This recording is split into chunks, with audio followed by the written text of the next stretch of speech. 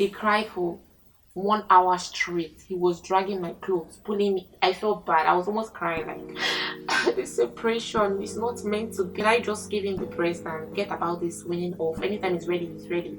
I felt like I was doing something bad, but he was able to get the idea that we're done. This process is over. Thank you for banking with us. That kind of vibe. Hi guys, welcome back to my channel. If you're watching me for the first time, welcome here. My name is Mona. On this channel I discuss my motherhood journey, my lifestyle and everything in between, which involves tips and tricks, tutorials surrounding filmmaking. If you're interested in all that, ensure you subscribe to this channel. In today's video, we're going to talk about how to successfully wean your baby off breast milk, especially if your baby is a co-sleeper like mine. I just successfully weaned my baby off breast milk, and trust me, I was panicking inside of me.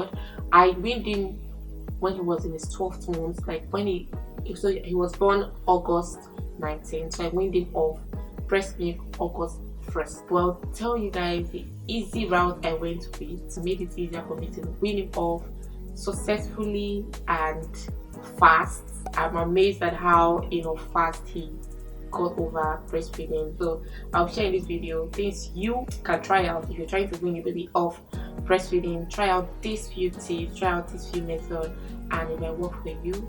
This is just my experience I'm sharing. There are things you do before you stop your baby off breastfeeding, but trust me, the decision alone was frightening, and nobody believed I was able to do it because of how attached I was with him and how attached he was with me. Until now, I still feel like the part of me ended. Like, it's really the end of an era. It was an end of an era. That was how I felt. I felt like something left me, something was taken away from me.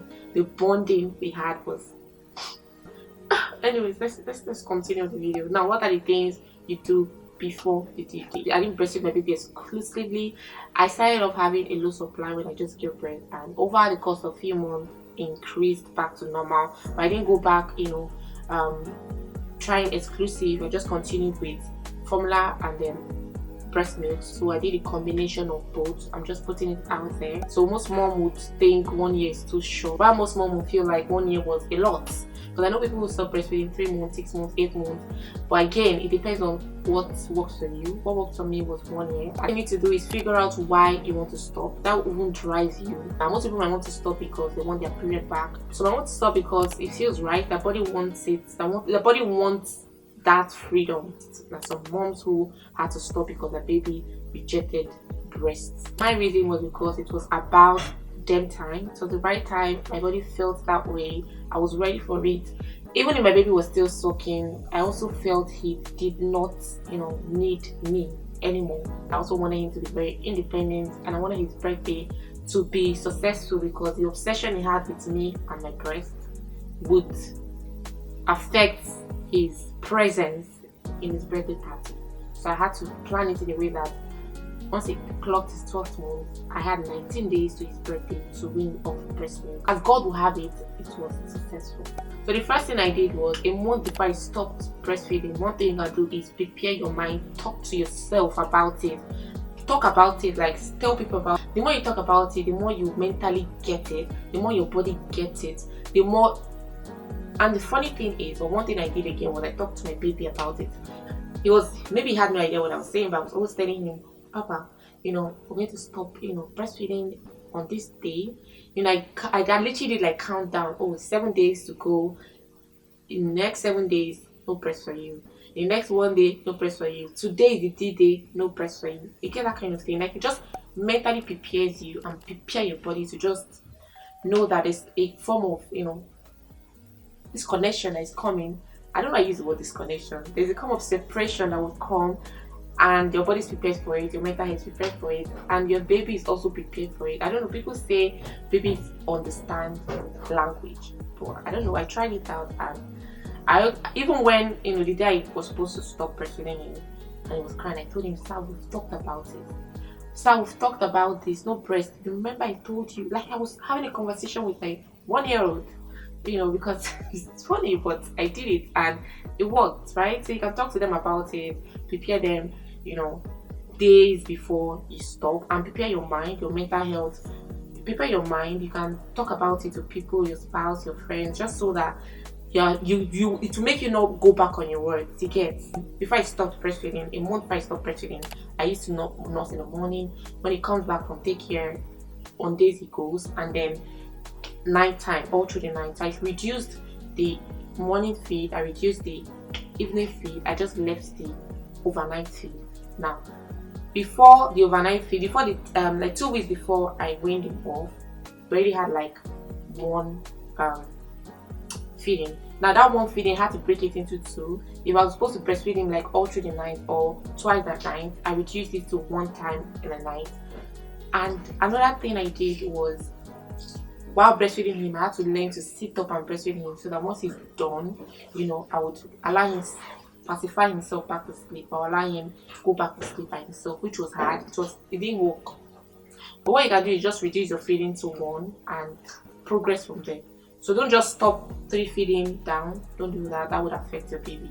That won't affect you because you feel engorged. So while you're stepping down, while you're doing the step down from 3 to 2 to 1, it's because your body needs to understand that you don't need that much milk. You don't need it to produce so much milk anymore. So it can slow down and reduce the production of milk. So it's telling your body to slow down, and it's also telling your baby to adapt to the change that is about to happen. Another thing that will be a plus, that will be an advantage to you, is introducing Sippy cup. I introduced Sippy cup to my baby very early when he was 6 months old. My baby stopped using baby feeder. As at 6 months, he stopped it for no reason. He just doesn't like it. So I had to introduce Sippy cup, and so using tea to wean him off breast milk was marvelous. What I did was, 2 weeks or a week before I eventually weaned him, I introduced tea. Now, when I introduced the tea, he hated it. But I had to fine tune it to get the reading he likes. Like, either I'm using less milk or more butter. I just found a way, to make sure it wasn't too sweet. At the same time, he liked it. So eventually we found a balance, and this was like a week to the D-Day. 5 days before I eventually stopped, I just gave him just, one time feeding at night, and the other time I'll use tea. Now the D-Day where I stopped eventually, I gave him 2 times. 2 times he woke up at night. I fed him tea, and he slept off without him crying. And trust me, that was the hack. So I don't know if you guys know, where you're based, if you have like tea that Bonvita or beverages that babies. I don't know if beverages are okay for. I made research, and beverages are okay for babies above 1 year. So I included snacks. Snacks I introduced when he was 7 months old, and the snack I'm talking about here is cheese ball. Basically just cheese ball. He loves cheese balls. Literally what I did was I replaced my morning feeding with orange juice squeeze or any fruit. I just squeeze out and add water to it and give him. Or I use Ribena. If you're in Lagos, you know Ribena. If you're in Nigeria, you know Ribena. I use Ribena. I use it with water and give him in the morning.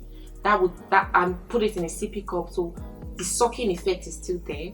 Then evening, I give him cheese ball as well as the same drink or just water.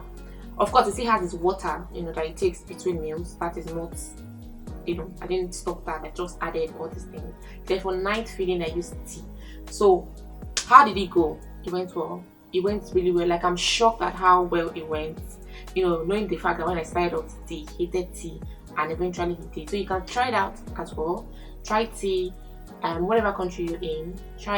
Look for beverages like child can take, your baby can take.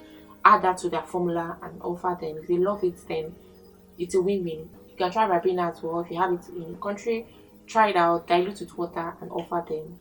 Win-win. Another thing you have to do is prepare your partner about this change, because trust me, your partner will play a huge role in this process. Through this process, what my partner did was, every time I had given him, or I would give him the tea, when I breastfeed him or when he wakes up at night to nurse, I just put him close to me because we go sleep, and then he sucks tea when he's tired.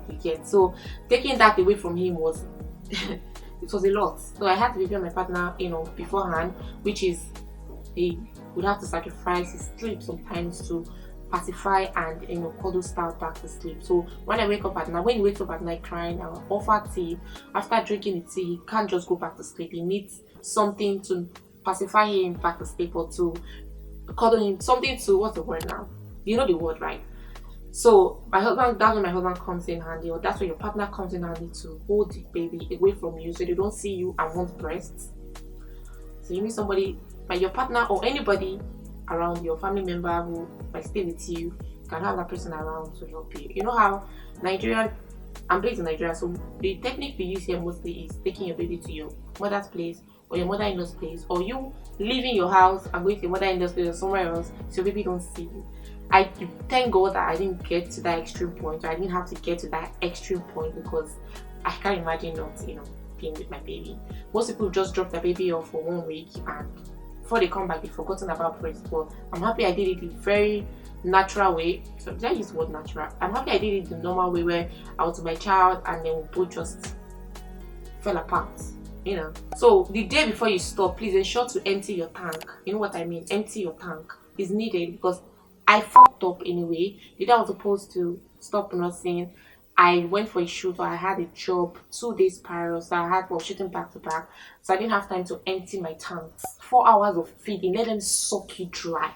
The day before you eventually bring them off, allow them empty you finish. Like, they should scatter, they should, it will help you feel empty. So that was what I did, and even till date, I never felt engorged. Like, engorgement was not a thing for me, because I was able to follow all these things religiously. Already, I told my body to slow down on the production, remember, which is cutting down feed. Day 1 was successful. The baby just took tea and slept back. My husband cuddled him, he slept. Day 2 was successful. He took tea, he slept back. Day 3 was hell.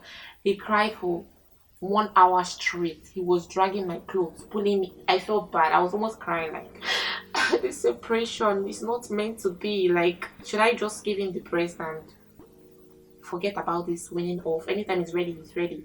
I felt like I was doing something bad, or I felt like I made the wrong decision. So you might get days like that.